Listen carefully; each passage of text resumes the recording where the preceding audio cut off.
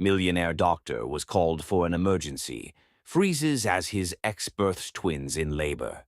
A warm welcome to Beyond Color Stories. I'm your storyteller, James, and I hope you're doing absolutely well today. Before we dive in, tell me in the comments, where are you listening from? Are you already part of James's family, or are you still not in the circle yet?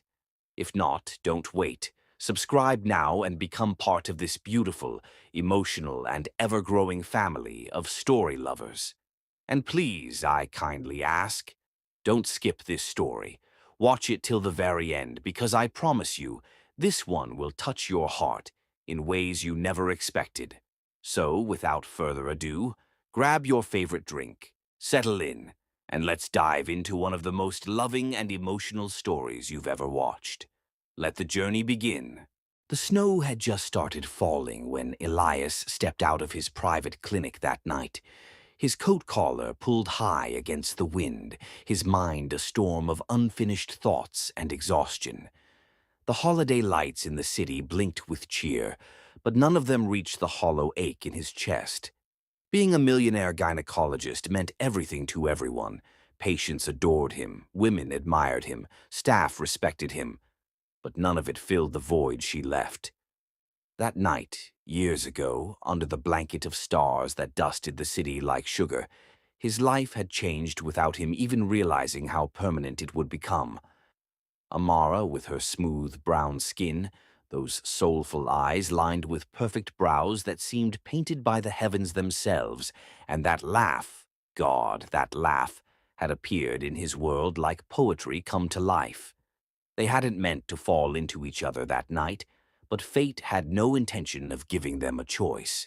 She had come into his charity gala as a guest of a friend, a last-minute substitute for someone who couldn't make it, and yet to Elias, it was as though she were the only one in the room. She wore a dark emerald dress that clung to her curves like satin meant to be worn only by her.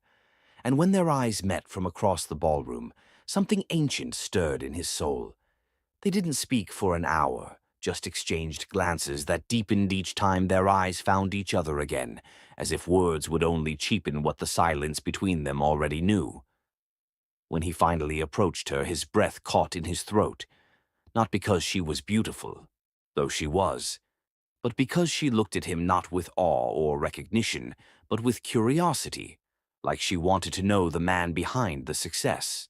"You're the doctor everyone whispers about," she said, with a sly smile playing on her lips, her voice low and smooth like jazz on a rainy night. Elias chuckled, a real one, not the rehearsed ones he gave at press conferences or hospital meetings. "And you're the woman who made this whole room disappear," he replied, and she tilted her head, amused but undeniably drawn in. One drink turned to two, then a walk along the quiet garden outside the gala hall, where the frost had painted every leaf silver. Conversation flowed effortlessly about their dreams, their childhood, her love of sketching city skylines, his secret love of poetry he never admitted to anyone, and most importantly, how both of them felt strangely safe in each other's presence. The night was not rushed. It was slow, deliberate, filled with pauses that felt sacred rather than awkward. Every touch was a question, every glance an answer. By the time they returned to his penthouse, the city slept beneath them, but Elias had never felt more awake. Inside the dim-lit suite, under soft lights and the quiet hum of a jazz vinyl playing in the corner, Elias stood behind Amara as she stared out the window, hands tucked into her coat. He gently brushed her long black curls to the side, fingers lingering against the nape of her neck. "I don't know what this is," she whispered, "but I don't want it to end tonight."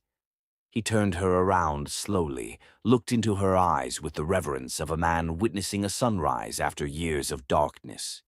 "Then let's not let it end," he murmured before his lips met hers in a kiss so soft it made the world stop breathing.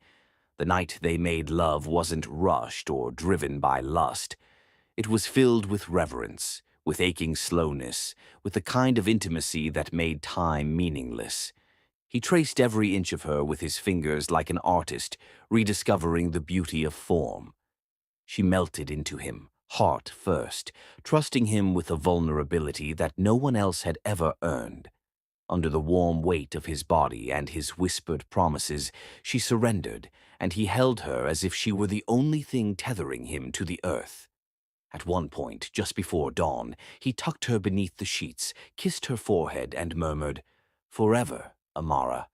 You make me want forever." And she believed him. She looked into his eyes and saw no lies, only truth, only longing, only a man who, for the first time, was willing to love with his soul. But when morning broke and the golden light kissed the room, Elias stirred awake to find only an empty bed beside him. Her scent, soft lavender and honey, still lingered on his pillow. Her scarf rested on the back of the armchair. But she was gone. No note, no message, no goodbye. At first he thought perhaps she had stepped out for coffee or breakfast, and he waited. An hour, two. By noon, panic replaced confusion. He called the number she'd given him. It had been disconnected. He searched through contacts, friends, even the guest list from the gala, but it was as if she had never existed. He didn't understand. He couldn't accept it. She had cried in his arms. She had whispered she was afraid to fall. She had said she hadn't trusted a man in years, until him. So why would she vanish? What Elias didn't know was that in the quiet of early dawn, while he slept with his arms still draped protectively across her waist, his mother's voice had sliced into Amara like a blade. The woman had let herself into the penthouse using the emergency elevator key, stood over the sleeping couple like a shadow of judgment, and waited until Elias stirred and turned away. Then, with a soft voice and an icy smile, she woke Amara with a simple, devastating sentence. "If you love him, leave him. If you stay, I'll destroy everything he's built, including you." Amara had risen, silent tears falling, knowing she carried something fragile inside her. Two fragile heartbeats she had just begun to suspect were growing within her. She had no money, no power, no allies, only love, and now fear. So she left, took a taxi to the other side of the city, changed her number, disappeared into the world like a dream that never wanted to be woken from. She refused to burden Elias with a choice between his empire and a woman the world would never accept at his side. Meanwhile, Elias unraveled. For months he haunted every place they had walked. He paid investigators, scoured hospitals, called distant friends of friends. But nothing. It was as though Amara had never existed.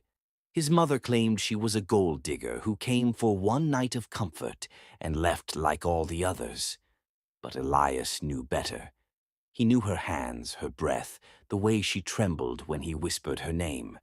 That wasn't lust. That was soul-deep connection. He could still hear the way she had said his name in the dark, soft, reverent, like a prayer. He could still feel her heartbeat against his chest. But year after year passed, and with it, his hope dulled. He buried himself in his work, built hospitals, won awards, became a legend in the field of gynecology, bringing life into the world while silently mourning the life he lost. Patients praised his calm, his precision, his care. But no one knew his smile was just a mask. His nights were cold, his bed lonelier than any man's should be. He dated, yes, but no woman made him feel. They all seemed too perfect, too polished, too eager to belong to the title and not the man. Elias missed Amara not just because of what they had, but because of who he became with her. She had seen through his armor. She had touched the man beneath the name. He would sometimes sit alone on the balcony of his penthouse, glass of wine in hand, staring at the skyline, whispering her name like a ghost he couldn't bury. "Where are you, Amara?" he would ask the wind. "Why didn't you let me fight for us?" He didn't know she had wanted to. He didn't know the moment she walked away. She whispered a goodbye through her tears, pressing a hand to her still flat belly, vowing that someday, if fate allowed, She would let their children know what love created them. And Elias kept working, kept healing others while letting himself bleed in silence, because one night, just one night, had ruined him for anyone else. Because one night wasn't just passion, it was everything. It was love. It was forever. Until it vanished. The night had barely begun to settle when Elias sat at his office window, still in his white coat, the lights of the city flickering like false promises against the black canvas of sky. His hand rested absently on the rim of a coffee cup, long gone cold, but his mind wasn't in the room. It hadn't been for years, not since she disappeared. Just minutes ago, he had been reviewing a prenatal complication chart, the data blurred behind the fog of his constant ache for a woman whose name he still hadn't said aloud in years. Then the pager beeped. An emergency OB trauma case, critical timing, patient en route. He rose instinctively, moving with mechanical grace through the sterile white corridors of Warner Women's Hospital, the institution he'd built with his own hands, unaware that within the next 2 minutes, everything he thought was buried would erupt back into existence with the power of an earthquake. The ER doors slammed open as the nurses wheeled in the woman in labor, sweat dripping down her temples, her dress soaked in panic and pain, moans of agony ripping from her throat. Elias rushed forward as he had done hundreds of times, gloves already halfway on, eyes scanning vitals and limbs. But then he saw her face. The world stopped spinning. The hallway around him vanished into soundless haze. His breath died in his chest. It was her, Amara. Her curls were damp and clinging to her forehead, her lips dry and bitten, her eyes wide with panic and pain, but unmistakably hers. The same woman he had loved once beneath a sky of stars, the same woman who had disappeared from his life and taken all color with her. And now she lay before him, legs shaking, her belly full and round, face contorted in agony. And all he could do was stare. "Doctor," a nurse shouted, jarring him back into the moment. "She's 9 centimeters dilated. We need to move. Now!" The urgency returned like a whip to his senses. Elias stumbled forward, his fingers trembling as he snapped on the gloves, his voice catching in his throat as he crouched beside the bed, his mind torn between the man who loved her and the doctor who needed to save her. "Amara," he whispered, kneeling beside her. "I've got you. You're going to be okay." Her hand gripped the metal railing so tightly her knuckles turned white, but when her tear-filled eyes met his, time crashed over them like a tidal wave. Pain, relief, grief, love, all at once. "Elias," she choked out through the pain, her voice rasping like a wounded prayer. He reached for her hand instinctively, their fingers brushing like the ghosts of 1,000 unsaid words. "Twins," the nurse announced from the monitor. "Both are alive, but one's heart rate is dropping." A deep breath rattled Elias's chest. He focused. Years of training returned to him like second nature, but this was not a regular delivery. These were his children, his hands which had delivered thousands of babies, now hovered inches from the greatest miracle he never knew he'd created. "Push, Amara," he said gently, even as his heart trembled. She screamed, arching her back, tears leaking from her eyes, not just from the pain, but from the storm of emotions neither of them had the time or the breath to name. "You left," he murmured under his breath as he helped position her. "I never stopped looking." "I had no choice," she gasped. "I'm sorry, Elias, I'm so sorry." He clenched his jaw, pain surging through him in a way medical school had never prepared him for. But there was no time. The baby was crowning. "All right. On the next contraction, breathe and push. I'm here. I've got you." His voice softened, steadied, but his soul was unraveling. The room echoed with commands and the steady beeping of monitors, but Elias only saw her. Her thighs shook with strain, her voice hoarse from screaming, and her nails dug into his wrist as she bore down with every ounce of her strength. And then, finally, a cry, a tiny, high-pitched wail that shattered the heavy silence. The baby, slick and red and perfect, emerged into Elias's trembling hands. A girl, his daughter.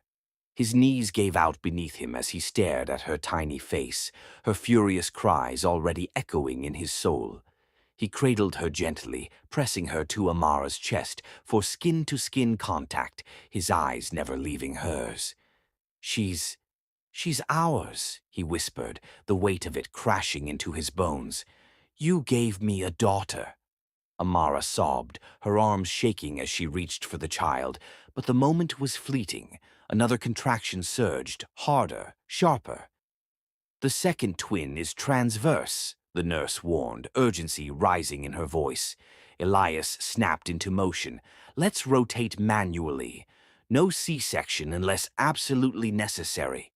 Amara screamed again, her face going white as another wave of pain tore through her. Elias reached in carefully, guiding the second twin into position with practiced hands that shook with unspeakable emotion. "She's strong," he murmured to the staff, though his words were as much for himself as for them. "She's done the impossible." Amara's chest heaved, sweat pooling at her collarbone, her body nearly giving out. But Elias never left her side. "Stay with me," he said, pressing his forehead to hers for a moment, his glove stained but his soul more exposed than it had ever been. "I need you to stay with me." And then, with a guttural cry and one last push, the second baby slid into his arms. A boy, a son. His heart split in two. He stared down at his newborn son, breath stolen, awe burning in his lungs. "He looks like you," he said, tears spilling from his lashes. "He's so perfect, Amara." Her body went limp with exhaustion, her arms outstretched as both babies were placed against her chest. The staff moved around them, cleaning, clamping cords, checking vitals. But Elias remained frozen in place, staring at the miracle before him. The woman he had loved and lost lay in front of him bearing the greatest truth of his life. He had become a father, and he never even knew. Silence fell over the room as the adrenaline faded and reality settled like ash. Elias took off his gloves slowly, his hands shaking as he stepped back and collapsed onto the nearby chair, burying his face in his palms. For years he had imagined this moment, reunion, explanation, redemption. But not like this, not with blood and sweat and tiny gasping cries. Amara turned her head toward him, eyes rimmed with red, voice cracked. "I never meant to disappear. I never wanted to do this alone." He looked up, throat tight. "Why didn't you tell me?" She swallowed hard, cradling the babies against her. "Because I thought protecting them meant protecting you, too." Elias closed his eyes, the weight of everything crashing into him. His mother's lies, the stolen years, the emptiness he'd lived with, now filled by two tiny heartbeats he never saw coming. And as the nurse documented the birth times, Elias stood and walked slowly back to the bedside. He reached down, brushing his daughter's soft cheek, then his son's curled fist.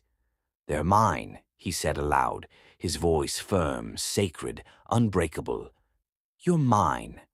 Amara nodded through her tears, and for the first time in years, the air between them didn't feel haunted. It felt like healing.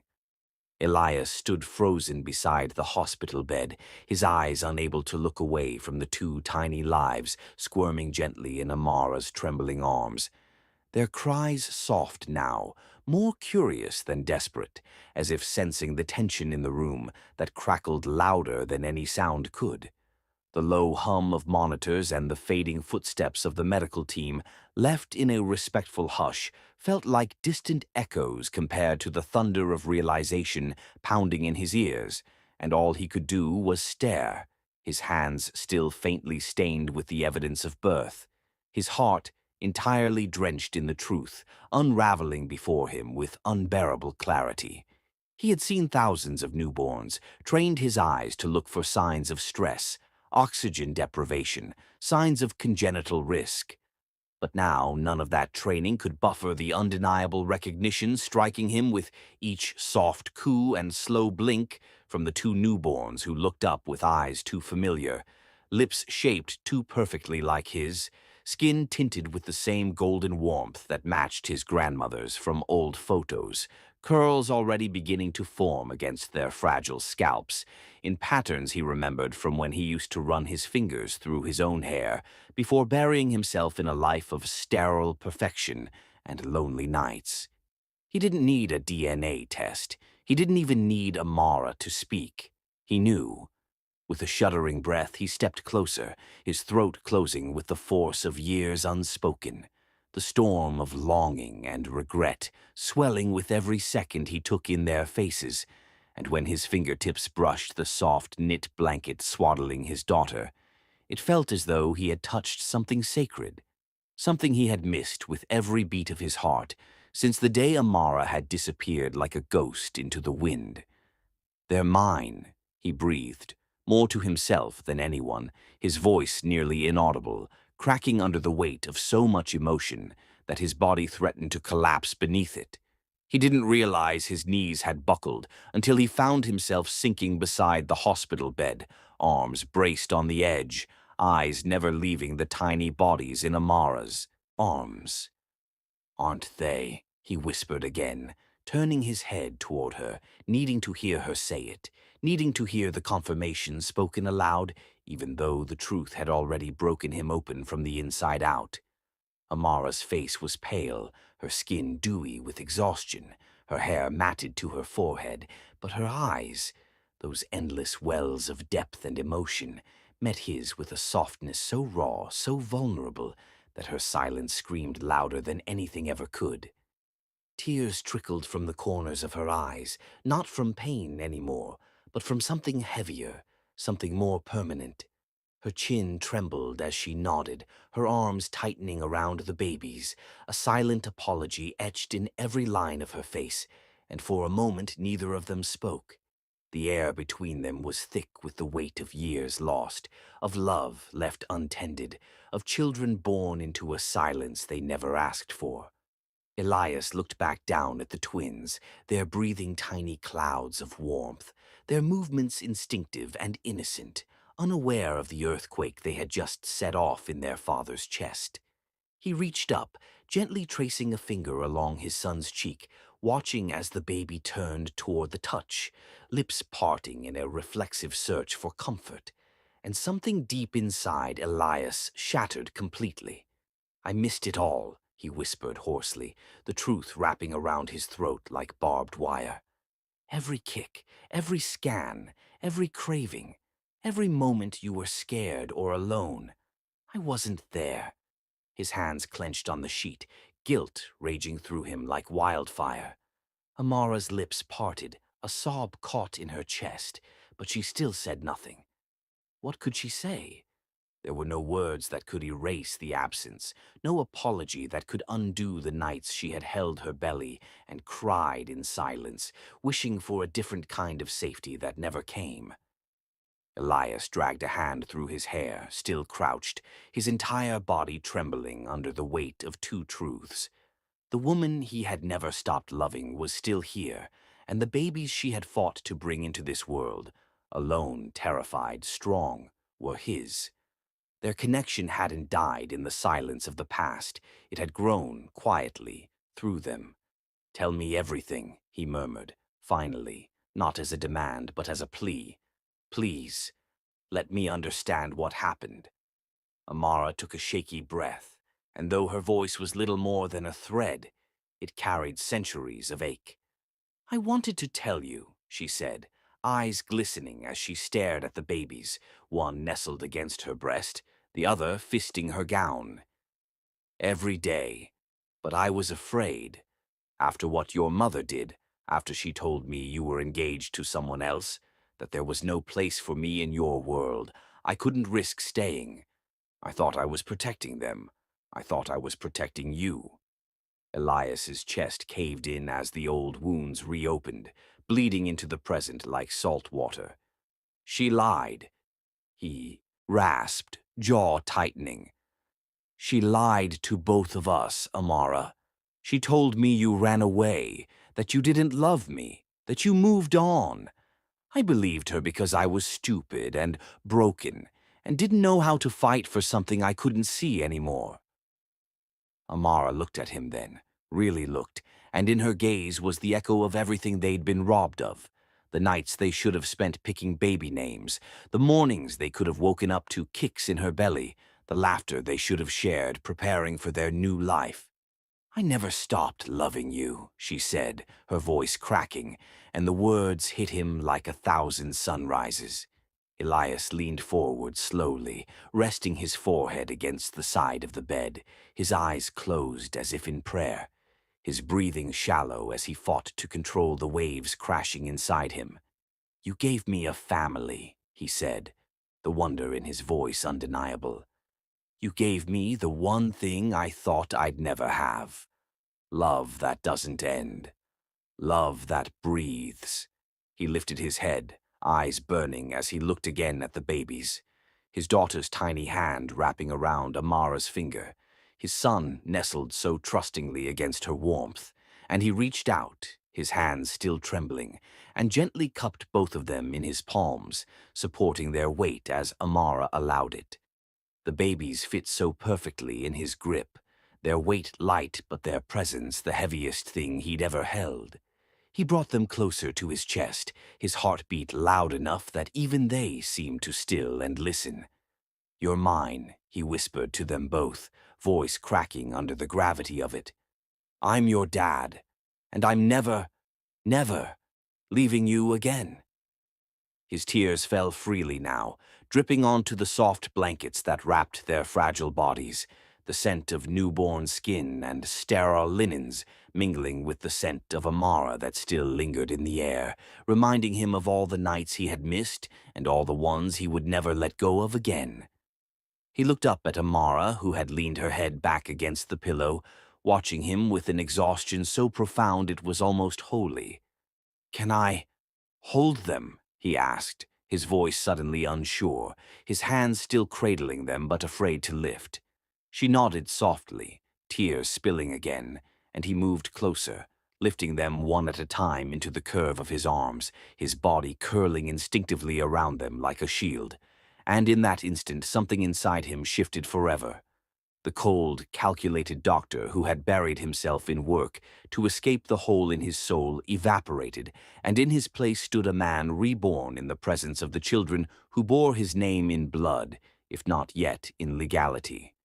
He looked back at Amara, and she smiled through her tears, that quiet, broken smile he had seen so many years ago, and they knew, without saying a word, that no matter how fractured their past was, something unbreakable had just been born among them. In the silence that followed, the air no longer buzzed with tension, but hummed softly with a peace that neither of them had known in years, a lullaby sung by the universe itself, holding their hearts together in a cradle of forgiveness, healing, and infinite wordless love.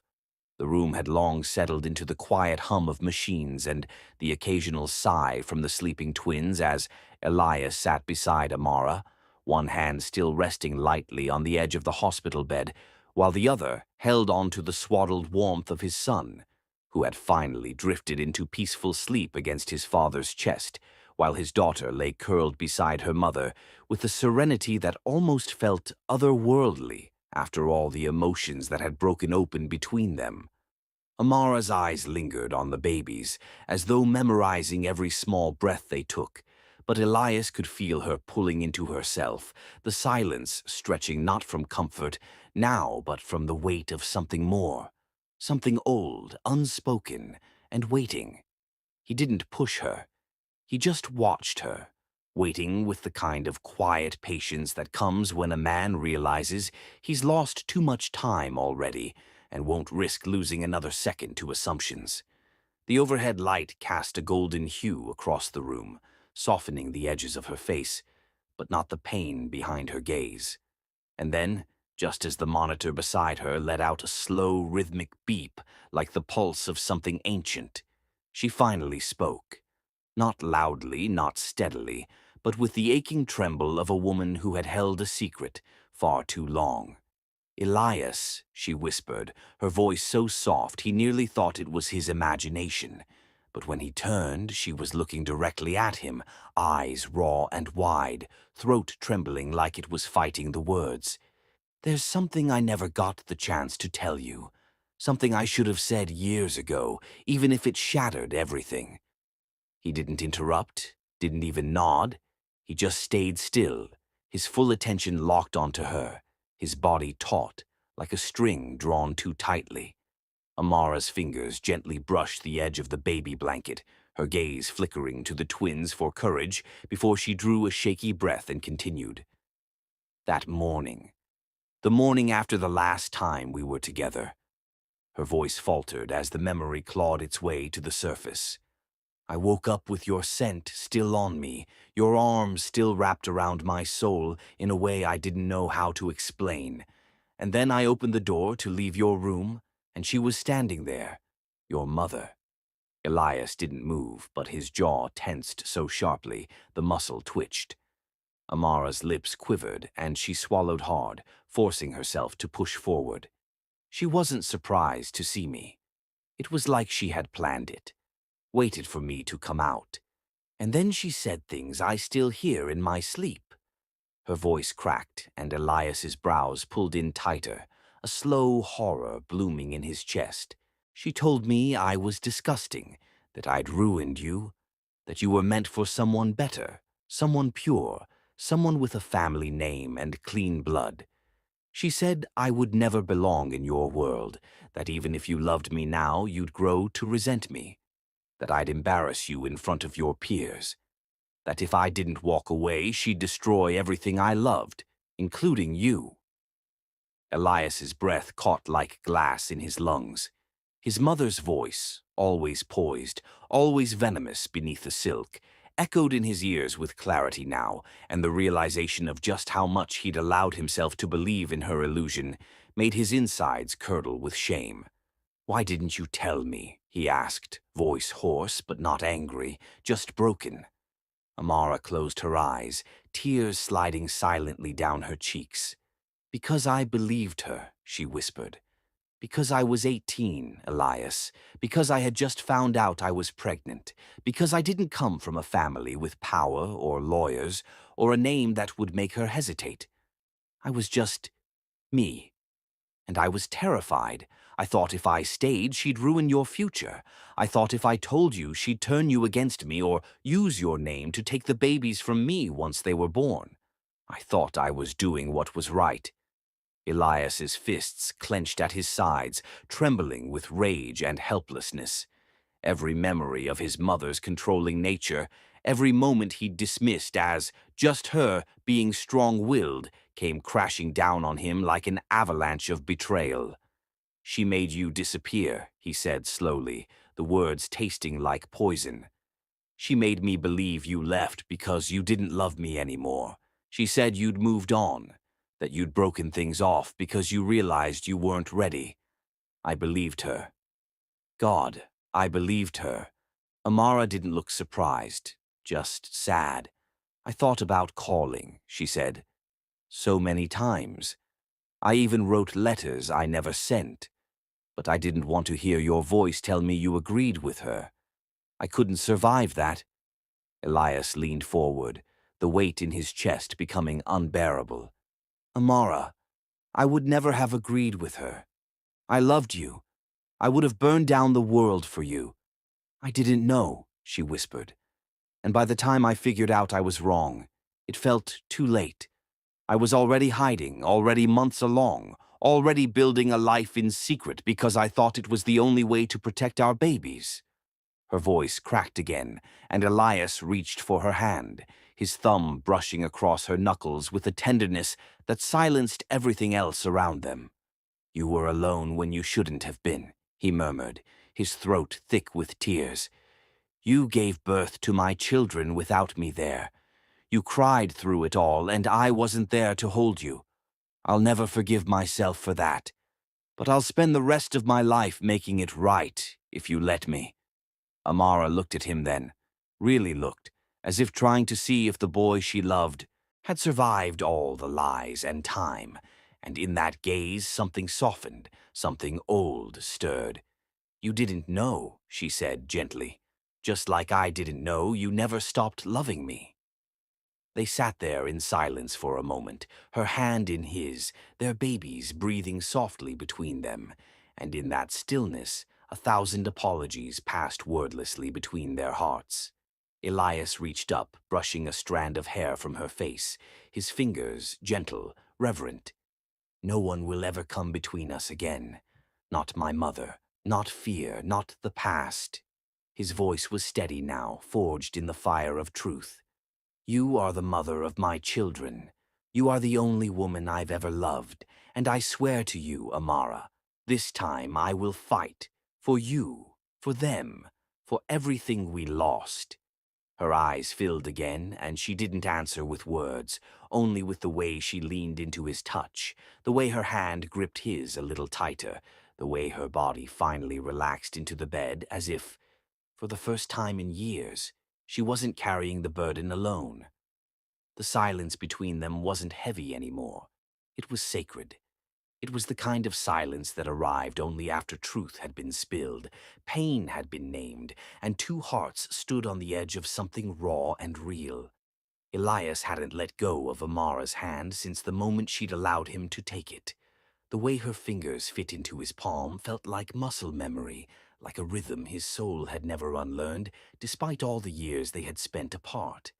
The hospital room, dimly lit and warmed by the golden hue of dawn sneaking through the window, seemed to exhale with them, the tension of the night slowly giving way to something almost peaceful.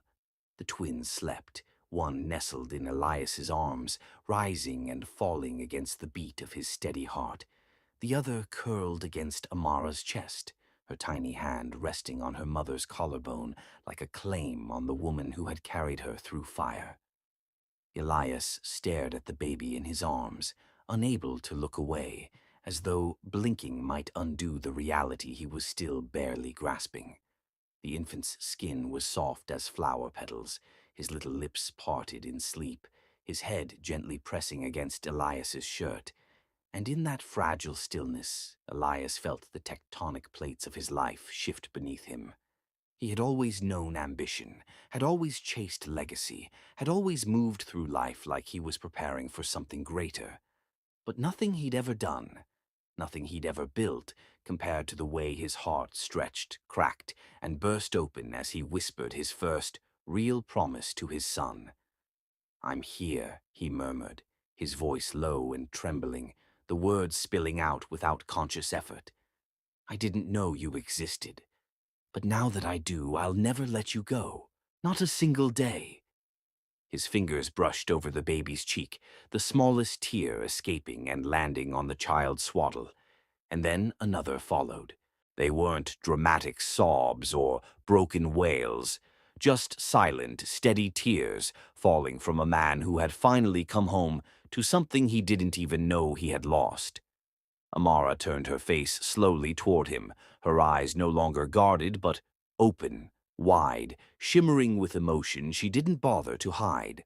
Watching Elias with their baby, watching his thumb glide along the curve of his son's cheek, his gaze so full of awe and reverence, shattered every defense she had kept tightly bound over the years. She had prepared herself for his anger, for his rejection, for disbelief or detachment, but she had not prepared herself for this, for the way he loved their child instantly, for the way her own name trembled in his breath when he'd said, "Let me love you right this time, all of you."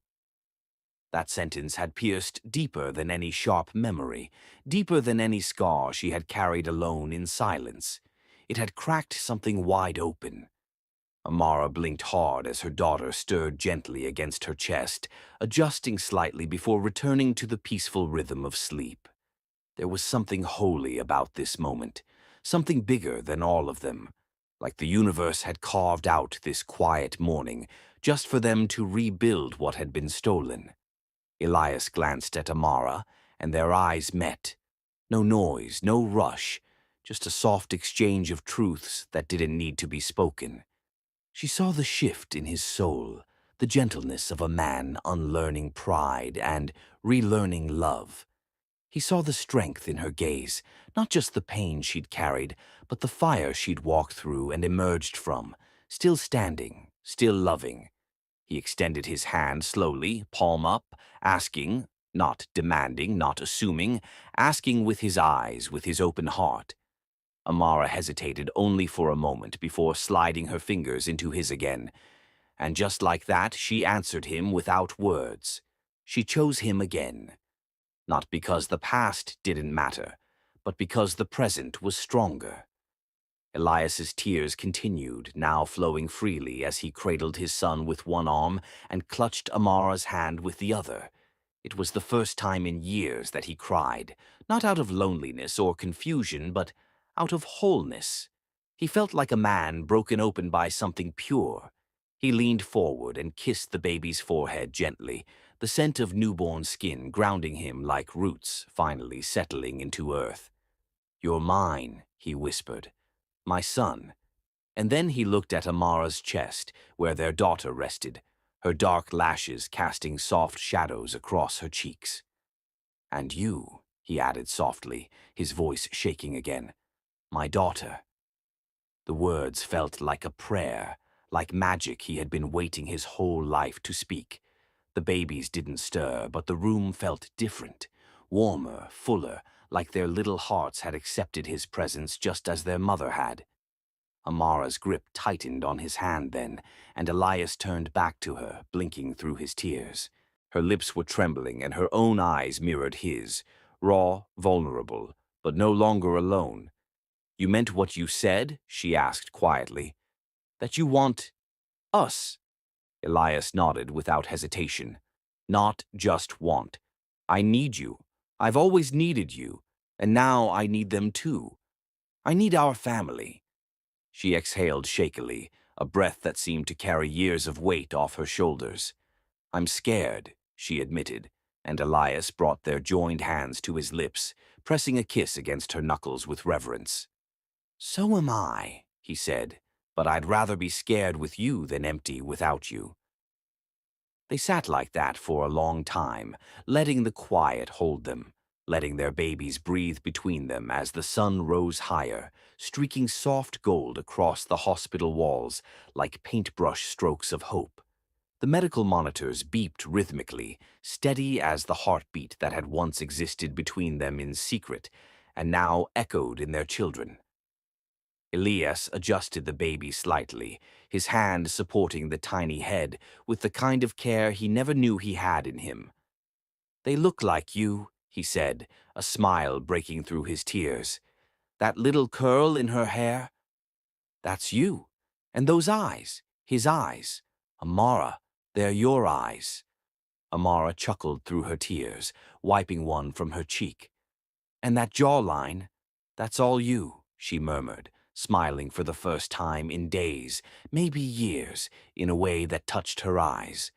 Their laughter was soft, gentle, like the flutter of something new being born inside them.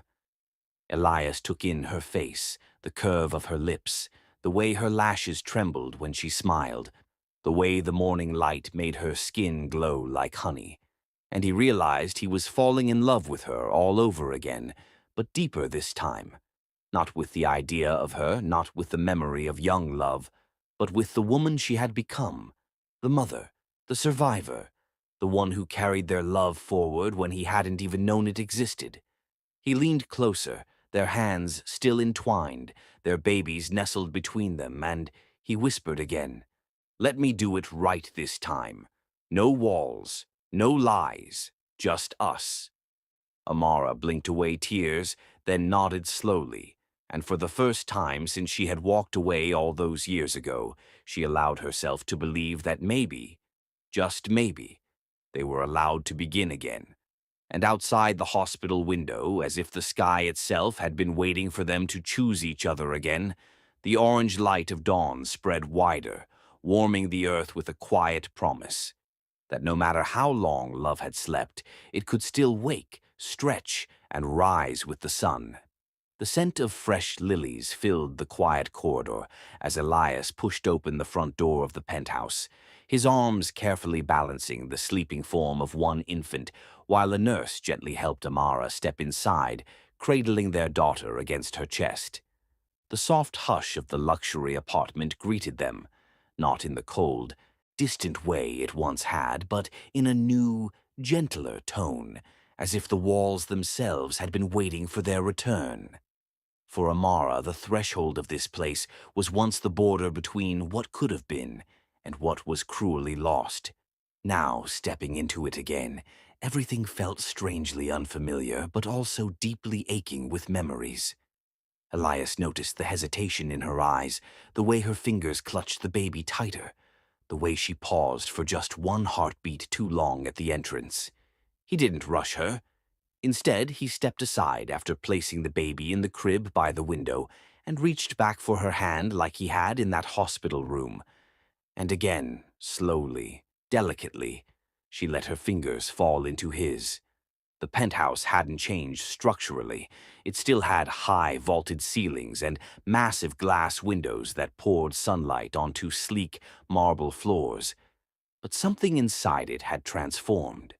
Elias had spent the last 48 hours making it feel like home, not just for himself, but for them, for her, and for the two tiny lives they had brought into the world.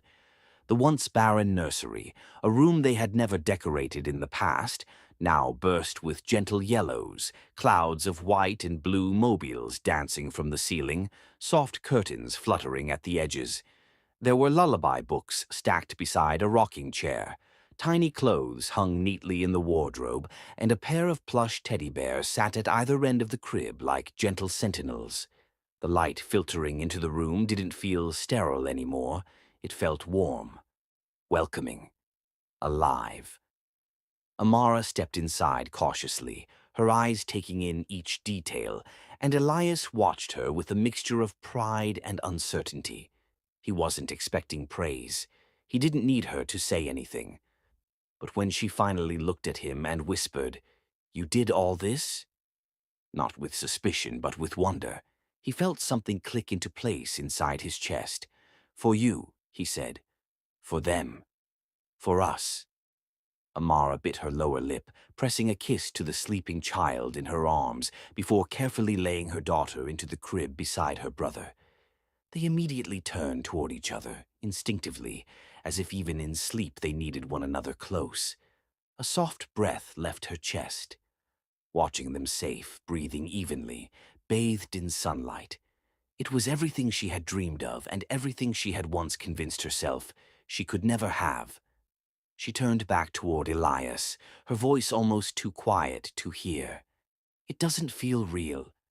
He walked toward her slowly, careful not to overwhelm her, and then just stood a breath away. "It is," he murmured, and she looked up into his eyes, those familiar eyes that once held her entire world and had now opened wide with newfound vulnerability. "You're not just here to co-parent?" she asked, searching his gaze not for the surface answer, but the truth beneath it. "No," he replied immediately. "I'm here because I want everything, not just diapers and doctor visits. I want to be there when they take their first steps, when they call out their first words. I want to laugh with you when they throw spaghetti at the walls. I want to hold you after a long day, rock them in the middle of the night, fall asleep beside you with both babies between us. I want the chaos and the quiet. I want all of it. With you." Amara turned her face slightly, blinking fast as emotion threatened to spill again. She wasn't made of ice, but years of guarding herself had turned her heart cautious, slow to trust. And yet, here he was, not demanding it, but showing up, day by day, choice by choice. That evening, Elias cooked. The scent of roasted garlic and fresh rosemary filled the air as he moved confidently around the kitchen, sleeves rolled, a dish rag tossed over one shoulder, baby monitors nearby like precious cargo. Amara sat at the kitchen counter, one elbow propped on the surface, her head resting against her palm as she watched him. It was surreal. This same man who had once been consumed by board meetings and billion-dollar contracts now humming quietly to himself while carefully ladling pasta onto two plates. And somehow it didn't feel performative. It felt like him, like a version of Elias that had always been buried beneath duty and expectations and was now finally being allowed to live. They ate in the glow of the sunset, side by side, not speaking much, just letting the warmth of the food and the comfort of shared presence fill the space between them. Later, as the baby stirred, Amara moved instinctively to the nursery, but Elias was already there, picking up their daughter first, holding her against his chest, patting her back softly as he whispered lullabies. Amara stood in the doorway, her heart blooming with something delicate. It wasn't quite joy yet, but it was the promise of it. That night she didn't sleep in the guest room. She didn't sleep in his bed either. Instead, they both curled up on the living room couch with the twins in their bassinets nearby. A movie played quietly in the background, forgotten halfway through. Amara rested her head on Elias's shoulder, and his hand slid naturally over hers, fingers intertwining like they had never unlearned the motion.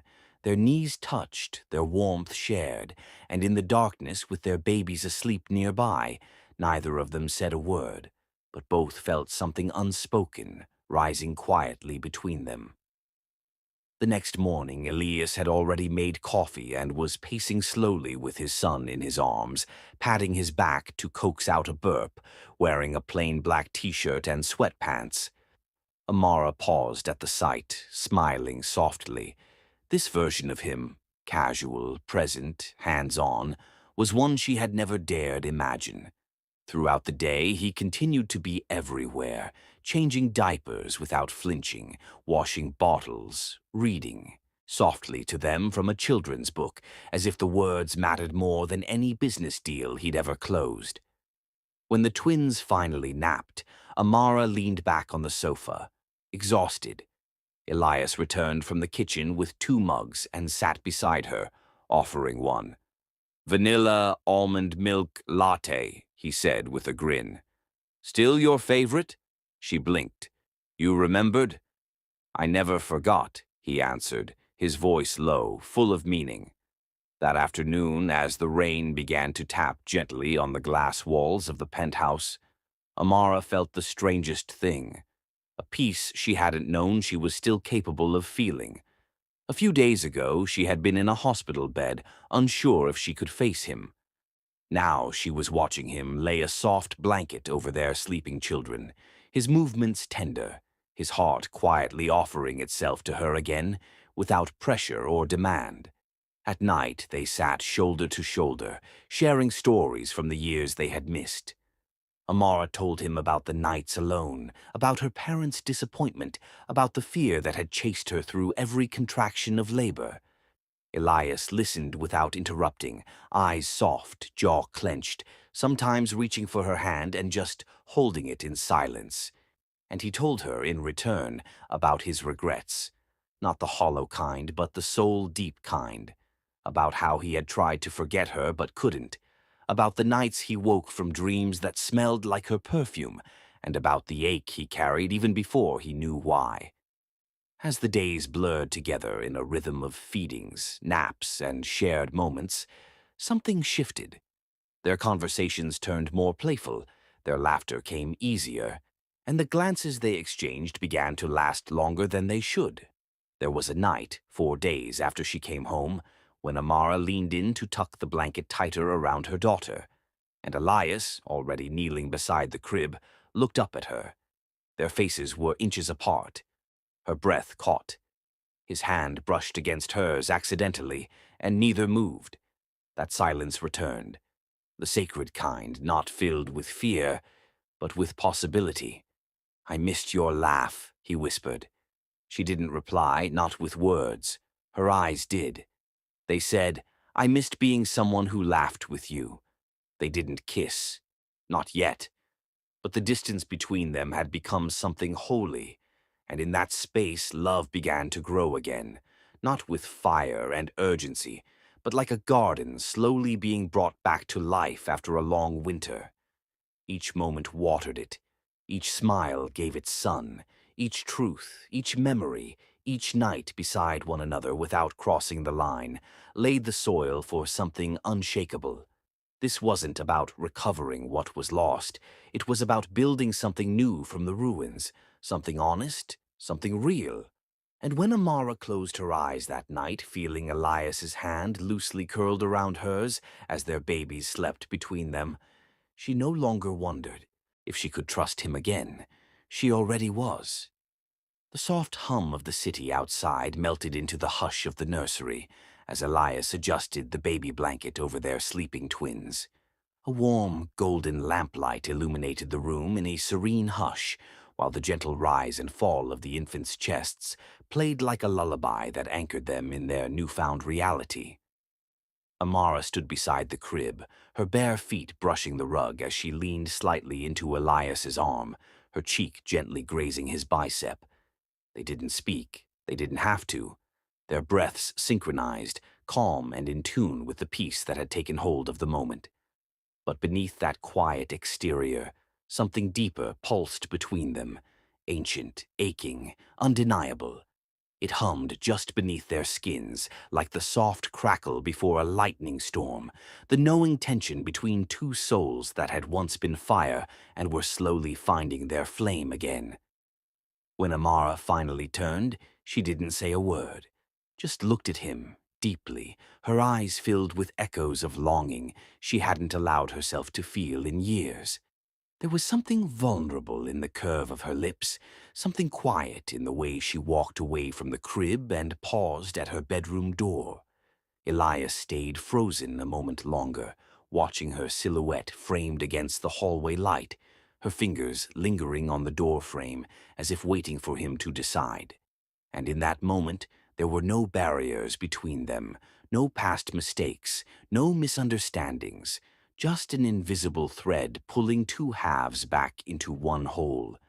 He stepped away from the crib, silently brushing a kiss on each baby's forehead before straightening his shoulders, his heartbeat echoing in his chest like a thunderous drum.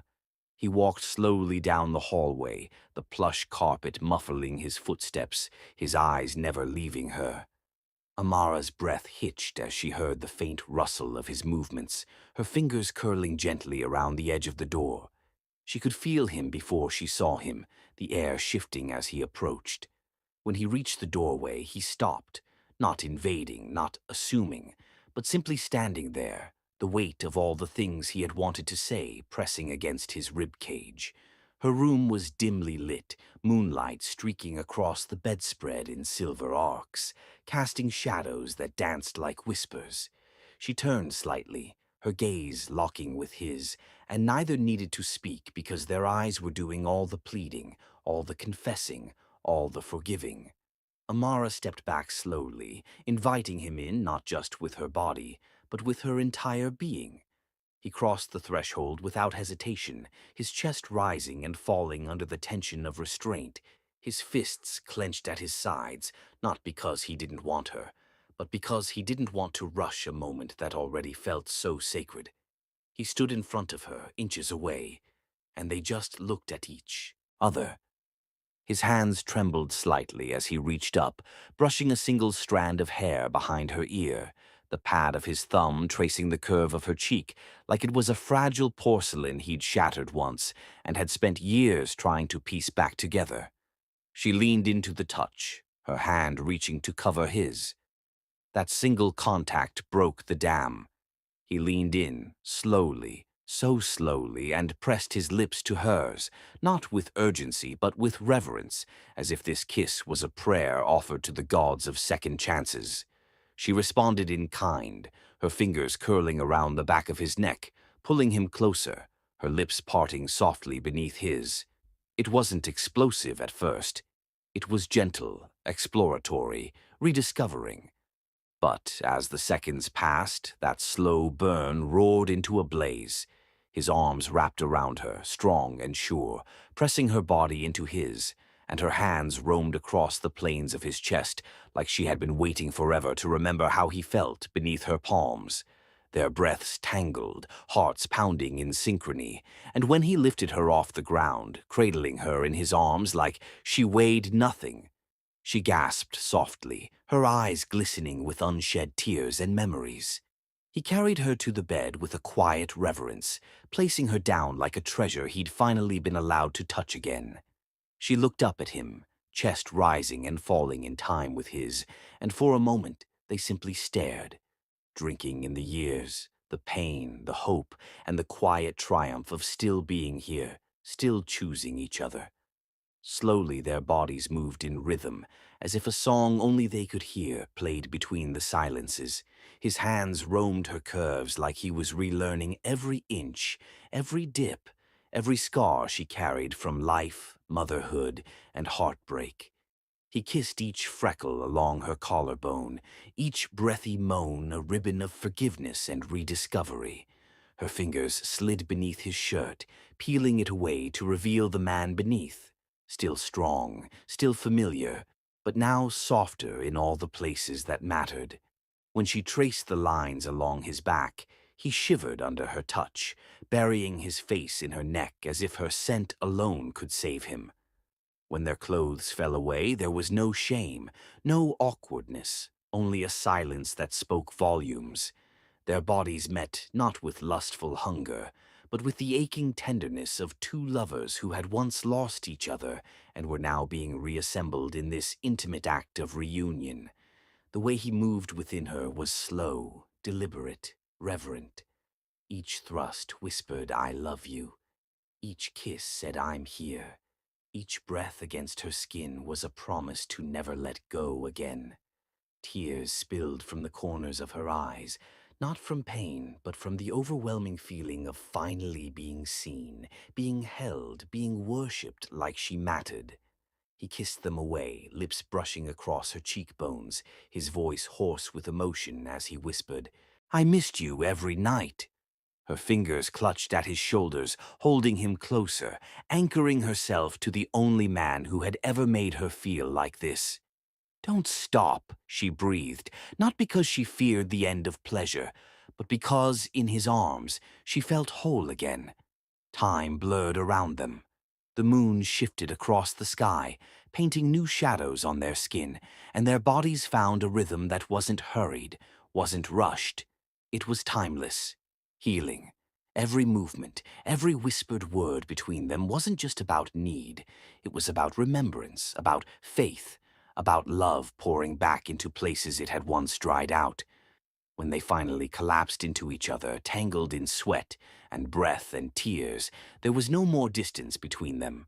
His hand rested over her heart, feeling the steady beat beneath her chest, and hers found its way into his hair, gently brushing through it as if each strand carried years of sorrow she now wanted to soothe. They lay in silence, the kind that only lovers who've crossed the storm can share. His breath against her collarbone was warm, soft, steady. She felt his lips brush against her fingertips, one by one, his voice thick with emotion. "You, me, them. This is forever now." Her eyes fluttered open at his words, glistening, and she smiled. Not a hesitant one, but the kind that came from deep within, unguarded, raw. She lifted her hand and brushed his hair back from his forehead, her voice cracking slightly as she whispered, "It's always been you." And in that moment, wrapped in each other's arms, with the faint sounds of the sleeping city beyond the glass and the quiet heartbeat of their home behind those walls, they weren't the broken couple from years ago. They weren't just co-parents trying to make amends. They were Elias and Amara, two souls who had traveled through fire and found their way back, not because of obligation, but because love, true love, had waited patiently for them to be ready again.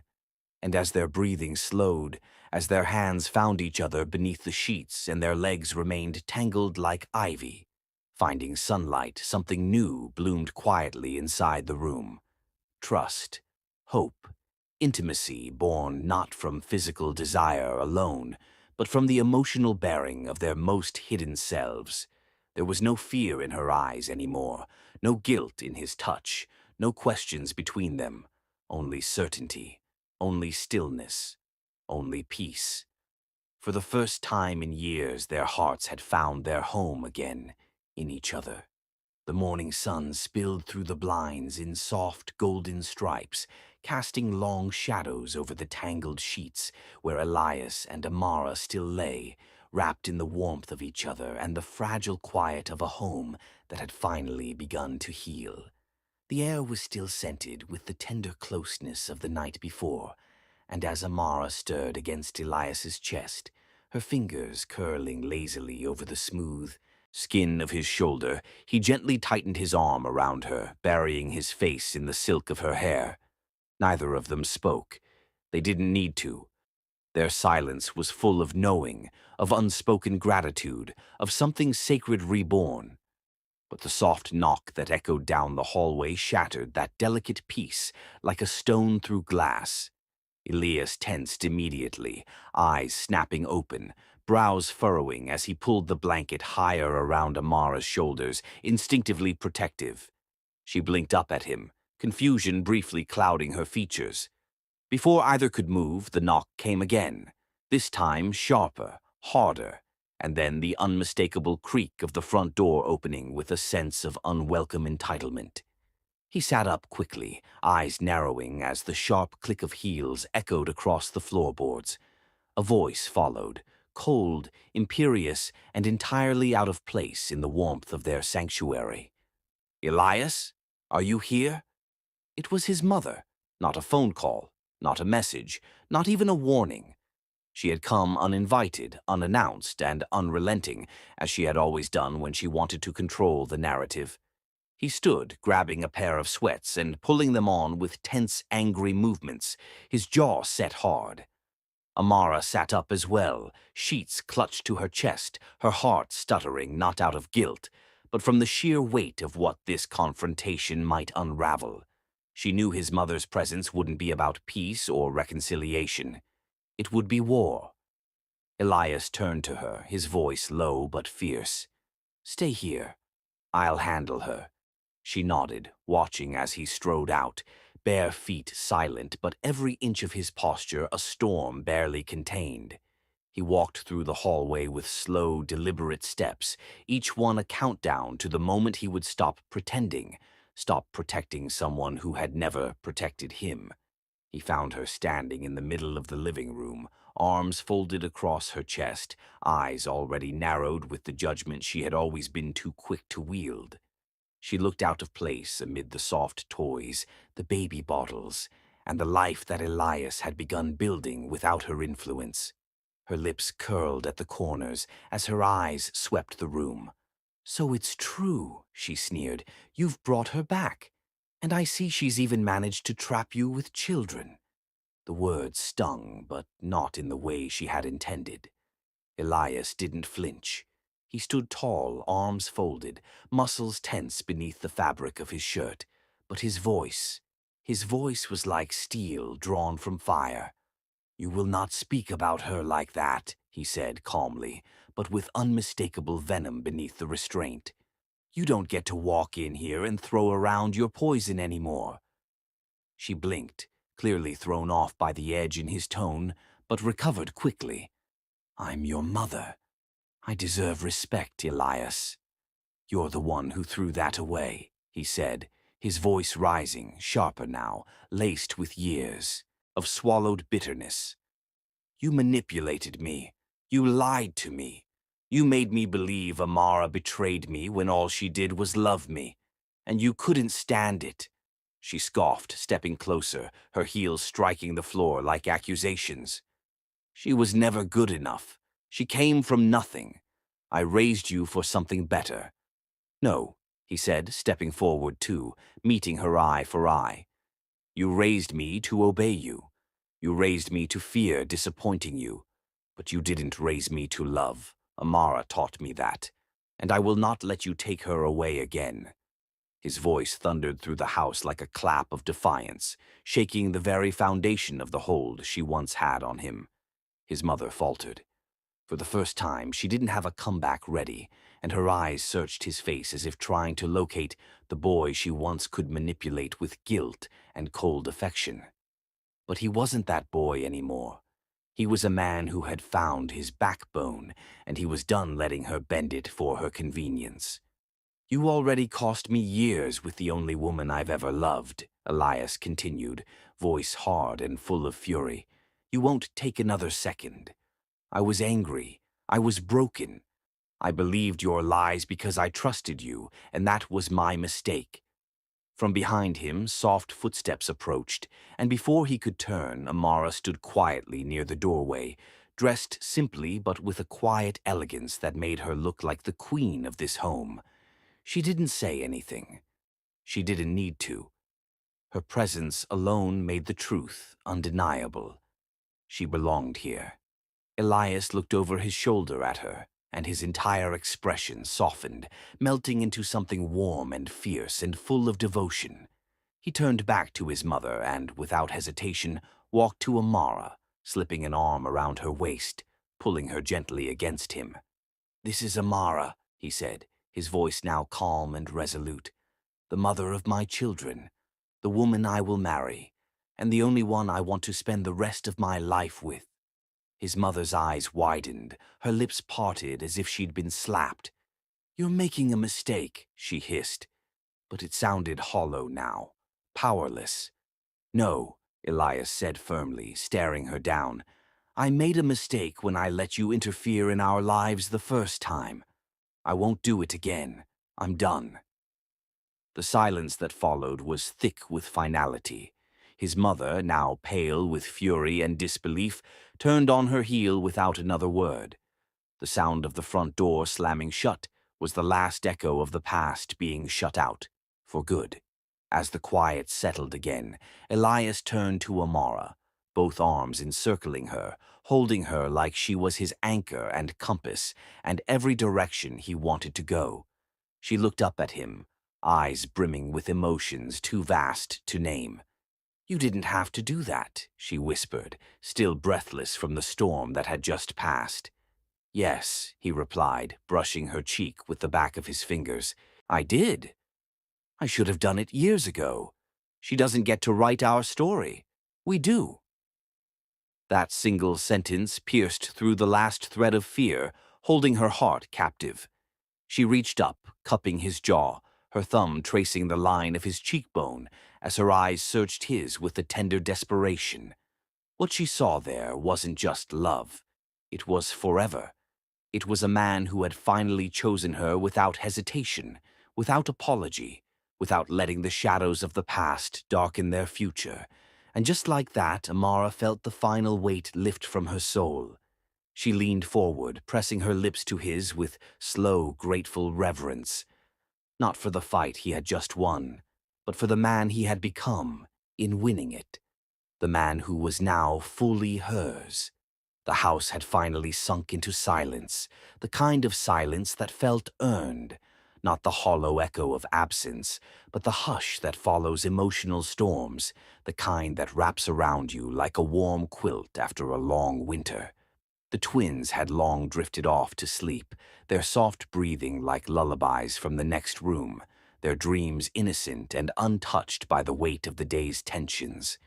The lamps cast a muted amber glow across the bedroom walls, painting Elias and Amara in tones of gold and rose, like the scene itself had paused to capture their quiet reunion in brushstrokes of peace.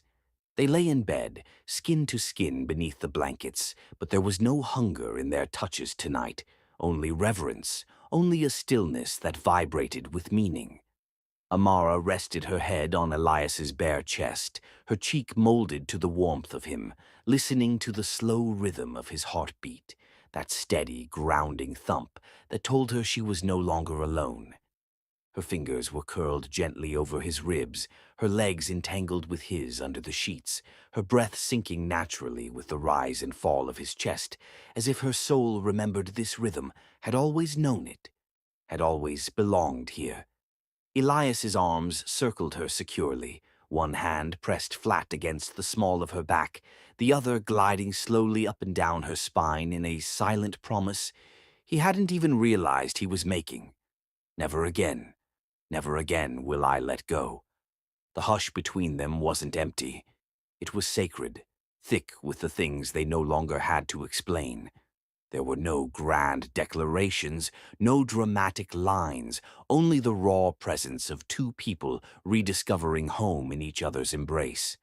And then, so quietly that the words seemed to fall from her like breath, Amara whispered into the space between his collarbone and jaw, "I missed you."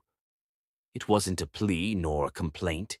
It was an offering, honest and unguarded, soft as silk, but aching with the gravity of all the days she had woken up with a void where he should have been, all the nights she had pressed her palm against her belly with tears in her throat, wishing he could feel their children kick. Elias didn't respond at first, not because he didn't hear her, but because the words landed in a part of him that had been locked away too long. His body stilled, his breath caught just for a beat, and then he pulled her tighter into him, as if those 3 words had collapsed the distance he had carried inside his soul. A single tear escaped the corner of his eye, tracing silently down his temple to the pillow below, and he let it fall, not ashamed, not hiding, just letting her see him, the whole of him. He bent his head down and kissed her hair, slowly, like it was sacred, his lips lingering in her curls as he whispered back, voice hoarse but true, "I never stopped looking for you." Amara's breath trembled at that, her fingers lifting to glide gently along his jawline, her thumb sweeping over the faint stubble that made him look both rugged and heartbreakingly tender. Her touch wasn't just to feel him. It was to reassure herself that this man was real, that he was here, that this was not some dream her lonely heart had conjured. She tilted her face up slightly, her eyes catching his, and in that gaze there was no accusation, no regret, only oceans of quiet grief and tidal waves of forgiveness that crested into the shore of their love. "You were always worth fighting for," she murmured, her voice like the sound of dusk settling over a field, soft and final and full of peace.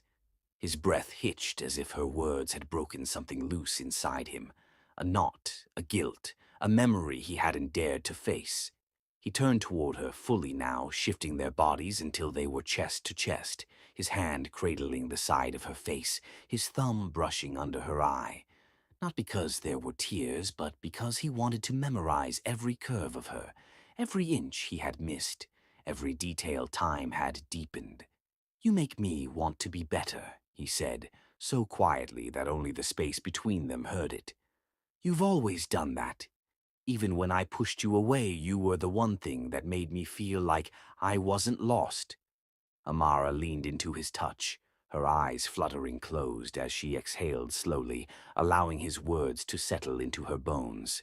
She had waited years for this, not just for him, but for this version of him. Open, raw, unafraid to love her out loud. He bent down and pressed a kiss to her forehead, a slow, lingering kiss that didn't ask for more, that didn't burn with passion, but rather glowed with something deeper, devotion. It wasn't rushed, it wasn't desperate, it was eternal. She nestled closer, feeling the weight of their shared heartache slowly dissolve, like sugar in tea, sweetened by this moment of belonging. They lay there without speaking further, because their bodies, their breath, their hearts said it all. There was nothing left to hide, nothing left to prove. In the hush of their home, with only the distant sighs of their sleeping twins as a soundtrack, they simply held each other like lifelines. His hand never left her back. Her lips occasionally brushed his collarbone. Every now and then one of them would sigh, not from sadness, but from relief. Relief that after all the detours, the pain, the silence, they had found their way back. Amara whispered his name once, not needing him to respond, just needing to say it aloud again, to remind herself that he was hers, here, within arm's reach, within heart's reach. Elias responded not with words, but with a kiss to the inside of her wrist, pulling her hand to his chest, right over his heart, so she could feel it beating beneath her palm, the beat she used to dream of, the beat that used to haunt her, the beat that now played a lullaby of love. She shifted only to rest her head more fully against him, and he adjusted the blanket around them, careful, thoughtful, never letting her out of his embrace. That night, the world outside could have crumbled, and they wouldn't have noticed. Their universe had shrunk to this bed, this touch, this breath shared between them. Amara didn't dream that night because reality was finally softer than any dream she could conjure, and Elias didn't sleep with the usual restlessness that had plagued him for years. For once, his past didn't keep him awake because his future was cradled right there in his arms. The healing wasn't loud, it wasn't cinematic. It was slow and quiet and sacred. It was skin warming against skin, not for desire, but for peace. It was fingers tracing circles on backs. It was the unspoken rhythm of forgiveness laced with love. And when they finally drifted off, wrapped in each other and the warmth of their rebuilt trust, they didn't just fall asleep, they found home. Not in the walls or the bed or even the silence, but in each other. That night they didn't need passion. They needed presence, and they had it in abundance. No more missing pieces, no more unfinished sentences. Just two hearts, finally whole again. The early morning sun spilled gently through the linen curtains, casting a golden hue over the hardwood floors and softening the entire home in a warm, dreamy glow. The air held a sense of quiet promise, a stillness filled not with silence, but with the slow, steady breath of a new day unfolding, one that carried the pulse of love in every corner. In the nursery, delicate lullabies hummed from a nearby speaker, the plush toys lined perfectly across the shelf, watching over the cribs like silent witnesses to the peace that had finally returned to this home. Amara stood by the window, gently folding tiny onesies, her fingers moving slowly as if savoring the tenderness of this quiet moment, her eyes occasionally drifting toward the crib where the twins had just awakened, their gurgles and coos blending with the soft light to form a symphony of life and rebirth. And then the nursery door opened with a soft creak, and Elias stepped in, not with the usual ease of a confident man, but with the trembling grace of someone on the edge of something monumental. His smile was unsteady, eyes bright with a mix of nerves and overwhelming affection, and in his arms he carried both babies, one nestled against each shoulder, their tiny fists gripping his shirt, their sleepy eyes blinking with curiosity and innocent joy. Amara turned, her breath catching in her throat as she saw him like that, raw, real, holding the very embodiment of their love. And something in her heart fluttered so wildly, she had to clutch the windowsill for a second just to stay grounded. Elias took one careful step, then another, balancing their children with fatherly precision and gentle tenderness, until he knelt beside Amara, right there on the nursery rug strewn with alphabet blocks and plush animals. She dropped to her knees in front of him without a word, her eyes wide, not with doubt but with wonder, because she could feel it. The shift in the room, the sacredness in the moment, as if time itself had slowed to witness what was about to unfold. And then, while still cradling their babies, Elias tilted his head slightly and pulled a small velvet box from his pocket with his teeth, clumsily maneuvering it without the help of hands, and Amara laughed, a sound so pure and crystalline that it made the twins giggle in perfect echo, as if even they knew their father's awkwardness was born of the deepest sincerity. Her laughter mixed with tears as she pressed her hands over her mouth, her eyes shimmering like the dawn outside. Elias placed the box carefully on the rug, using only his lips, then looked up at her with such raw vulnerability that it cut through the air like a poem. "I couldn't wait," he said, voice thick, eyes never leaving hers, "because I already know I want forever with you, just like this." Chaos and diapers, giggles and sleepless nights. I want it all, Amara, with you. The babies squirmed a little in his arms, one letting out a curious squeal, the other gurgling like they approved. And Amara's body shook with the kind of laughter that only comes when a heart is too full to do anything else.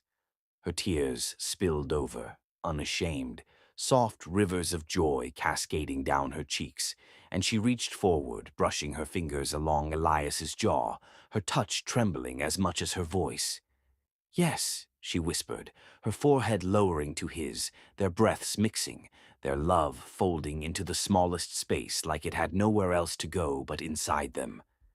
"Yes, yes, 1,000,000 times yes." Her voice cracked on the last word, but it didn't matter. He had already heard the truth in it, already felt her soul wrap around his like ivy, climbing a long-lost wall and finding it had never crumbled. One of the babies let out a delighted squeal again, waving a chubby fist in the air as if marking the moment, and Elias laughed, a deep, wholehearted laugh that shook through him, echoing in Amara's bones, grounding them both in something pure and unforgettable. He leaned forward, balancing the twins with surprising grace, and with his lips nudged the ring box open. Inside, a delicate band sat glittering in the sunlight, simple, elegant, and timeless, much like the love they had forged through ashes and agony. Carefully, reverently, Elias lowered his head, took the ring gently between his teeth, and slipped it onto her finger with the softest press of his lips, sealing it not just with gold, but with love so tangible it shimmered in the very air around them.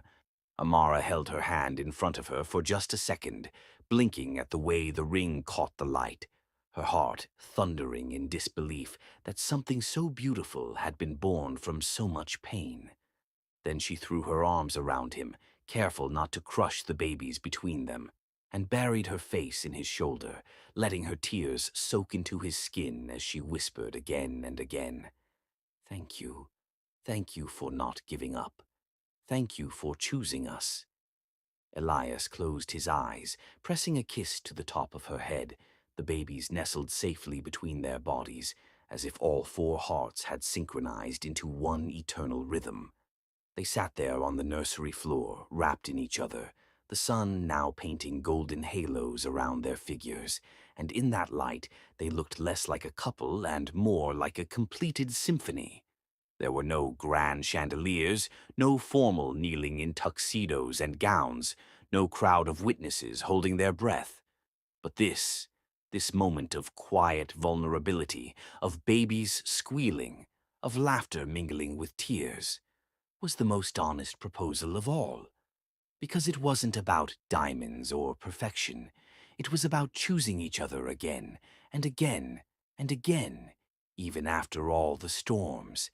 It was about holding forever in trembling arms filled with love. They didn't need more words.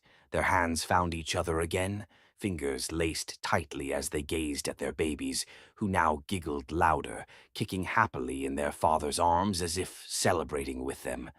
Amara leaned forward and kissed one twin's forehead, then the other, before turning to Elias and pressing her lips gently to his. No urgency, no pressure, just a quiet vow made in the shape of a kiss. In that living room of giggles, golden light, and the quiet heartbeat of a family stitched back together with truth and time, Amara and Elias weren't just engaged. They were a family already. A story rewritten in whispers, in forgiveness, in lullabies and late-night feedings. A story not sealed by rings alone, but by sleepless nights holding babies who carried their love in every dimple and coo, by mornings filled with toy-strewn rugs and the scent of baby lotion, by the silent understanding that real love is messy, loud, healing, and worth every second. And as they eventually stood, Elias still holding the twins, Amara's ring catching the light like a promise reborn, they walked out of that room not into a future filled with unknowns, but into a forever that felt exactly like home. The morning of their wedding arrived wrapped in serenity, as if even nature itself knew that something sacred was about to unfold, something quiet yet powerful, soft yet unforgettable. The house buzzed gently with life, but not chaos, with the scent of blooming roses and fresh vanilla drifting through the rooms, blending with the sound of soft lullabies playing from the nursery monitor and the rhythmic shuffle of feet preparing for the day ahead. Amara stood in front of a tall mirror in a sunlit room, her eyes misting as she saw her reflection, not just as a woman in love, but as a warrior who had weathered every storm to arrive at this moment. The ivory lace of her gown hugged her form like a whisper of elegance, intricate floral embroidery tracing the curves of her shoulders and arms like vines that had grown from every seed of pain she had ever buried. Her smooth brown skin glowed like the warmth of a new day, kissed by the golden light streaming through the windows, and her hair, coiled in soft waves, was crowned with a simple band of baby's breath and gardenias, delicate, timeless, ethereal. In her eyes danced a gentle fire, not of doubt, but of a woman who knew her worth and the love she was stepping into.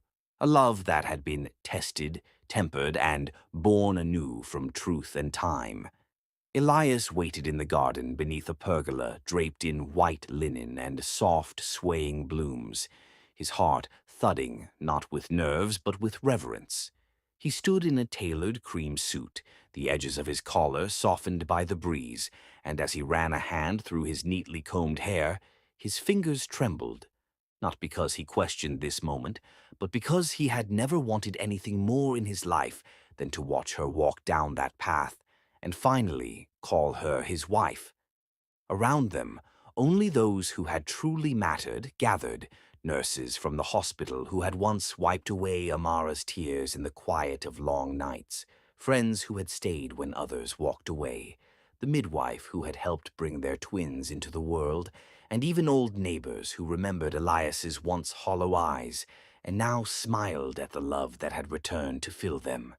Soft piano notes floated through the air as petals scattered in the wind, and then, like a painting come to life, Amara appeared at the edge of the aisle, holding a tiny bouquet of wildflowers, barefoot on the grass, radiant like sunlight itself had taken human form.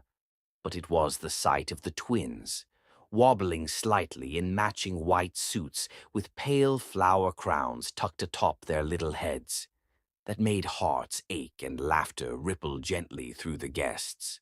One twin toddled confidently forward with a small pillow that held the rings, while the other paused to clap at a butterfly that had landed nearby, utterly fascinated, until a giggle from the crowd encouraged him back to the path. Behind them, Amara moved slowly, her eyes locked on Elias, and he on her, as if nothing else in the world existed but the space between them that was closing with every step she took. As she reached him, her fingers slipped into his, and for a moment neither spoke, neither breathed, because their hearts were doing all the talking. The officiant began, but even the words felt like background music to the emotions surging between them. When it was time for vows, Elias didn't need to reach into his pocket. He had memorized every syllable, because they weren't just promises. They were truths etched into his bones. "I loved you even when I didn't know how to say it," he said, voice trembling, gaze never breaking from hers.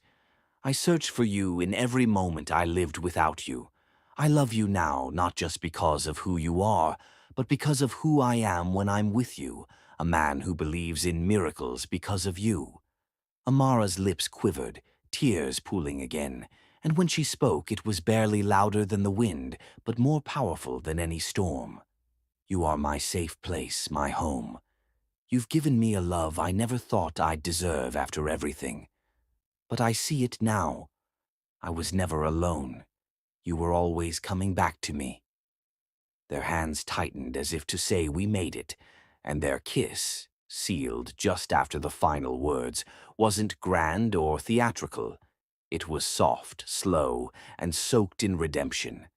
Cheers erupted from the intimate crowd. The twins clapped as if trained for that very moment, and flower petals rained from above, carried by the breeze as if the heavens themselves celebrated the union of two souls who had survived every test thrown their way.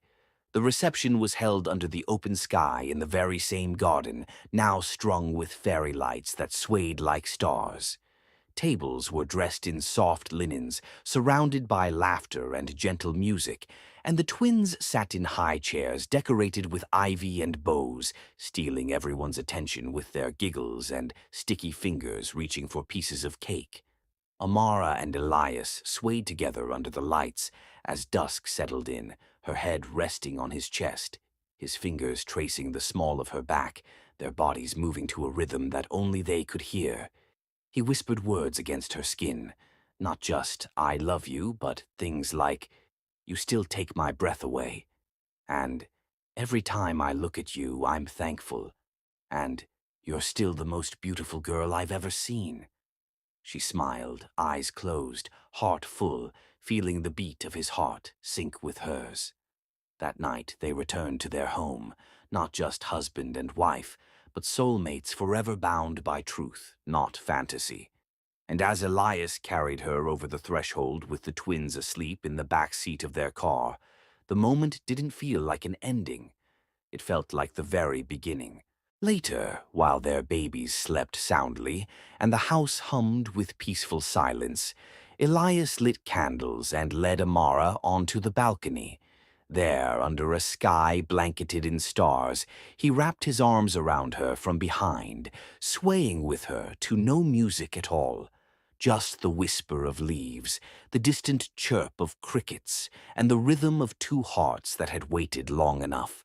He kissed her shoulder, then her neck, then the spot behind her ear that always made her breath catch, and murmured poems he hadn't even realized he'd memorized. She turned in his arms, her fingers brushing his cheek, her smile lighting up every shadow inside him. "Thank you," she said softly, "for loving me in all my pieces." And he shook his head, forehead pressing to hers. "Thank you for letting me."